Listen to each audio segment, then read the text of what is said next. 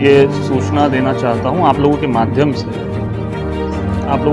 से जनता को भी सूचित करना चाहता हूँ और आप लोगों के माध्यम से चुनाव आयोग जो मध्य प्रदेश में व्यवस्था देख रहा है और केंद्रीय चुनाव आयोग, इन सभी को सूचना करना चाहता हूँ कि मेरे द्वारा 2-3 बार एक प्रत्याशी के रूप में निगम आयुक्त बुरहानपुर संदीप श्रीवास्तव, जो वर्तमान में बुरहानपुर में आयुक्त के रूप में काम कर रहे हैं, और पूर्व में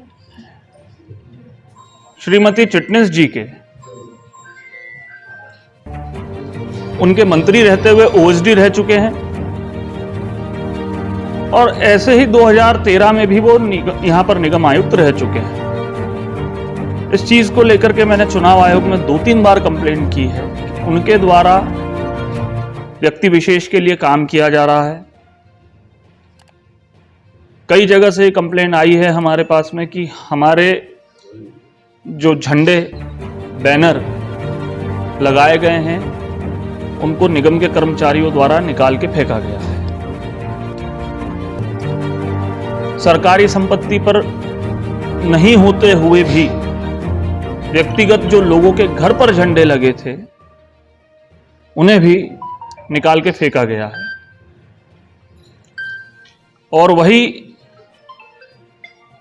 व्यक्ति विशेष के पुराने बैनर मार्केट में आपको कई जगह देखने को मिलेंगे। इस बात को लेकर के मैंने 2-3 बार चुनाव आयोग में भी शिकायत की, लिखित भी की, मौखिक भी की, कलेक्टर बुरहानपुर से भी मैंने चर्चा की, एसडीएम बुरहानपुर से भी मैंने चर्चा की, पर अब तक इसमें किसी भी प्रकार की कोई कार्रवाई नहीं हुई।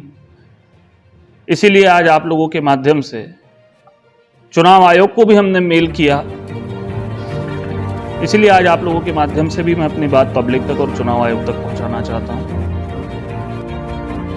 लगातार इसी प्रकार का कार्रवाई उनके द्वारा की जा रही है जिससे हमारा नुकसान करने की कोशिश वो लोग कर रहे हैं। कोई जवाब मिला आपको उनकी तरफ से?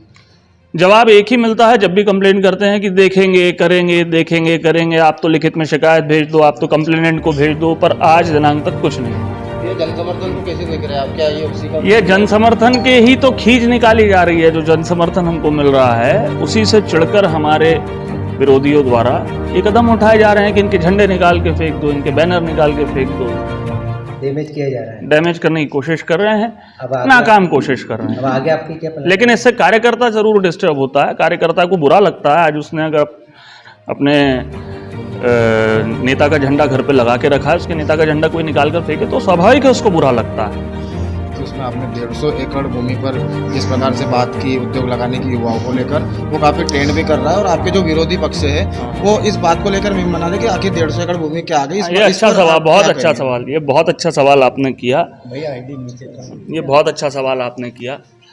ऐसा है कि जब भी कुछ अच्छा होता है शहर के लिए, या जब भी कोई अच्छा करना चाहे शहर के लिए, कुछ उंगलियों पर गिन लो ऐसे कुछ लोग होते हैं जिनका थोड़ा सा पेट में दर्द होना शुरू हो जाता है। ये सवाल मेरे पास भी बहुत जगह से आया था कि कहाँ आएगी ज़मीन, कहाँ से आएगी ज़मीन, कैसे होगा, क्या होगा। मैं आप लोगों को पुनः बता दूं, मेरे जो शब्द थे वो ज़मीन मेरे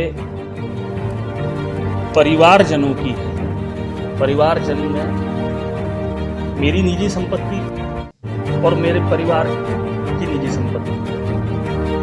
मेरी निजी संपत्ति का तो मैं ब्यौरा दे चुका हूं। ये मेरे पारिवारिक लोगों की निजी संपत्ति है जिनसे मेरी बातचीत हुई है, और उन्होंने ये कहा कि नंदू भैया हमारे लिए बड़े भाई, पिता समान हैं, उनके लिए कुछ भी कर जाने के लिए उन्होंने जीवन भर हमारा ध्यान रखा, और आज आप चुनाव लड़ रहे हैं। आप कुछ अच्छा करें इस शहर के लिए, इसलिए हम अपनी जमीन देंगे जिस पर उद्योग नगर बनाया जाए, अनुदान के रूप में होगी जी। अब इसको आप ये कहें कि ये पूज्य पिताजी के प्रति उनका प्रेम है,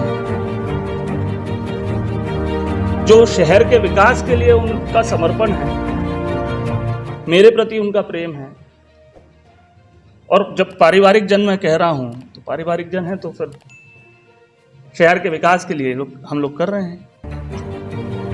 और यदि मैं फिर कहता हूं, मैं मीडिया में इस बात को कह रहा हूं, विधायक बनने के बाद अपने पारिवारिक निजी भूमि पर 150 एकड़ में सबके सहयोग से, सबके यानी इसमें शासन या प्रशासन नहीं, मैं उन्हीं पारिवारिक जनों की बात कर रहा हूं जिनका इस भूमि में सहयोग, उन सबके सहयोग से 150 एकड़ में उद्योग नगर आधुनिक व्यवस्थाओं के साथ बनाया जाएगा, जिससे कि मेरे शहर, मेरी विधानसभा के युवाओं को रोजगार मिले। मेरा टारगेट है कि मेरी विधानसभा के कम से कम 15,000 युवाओं को मैं रोजगार दूं, जिसमें मेरे भाई और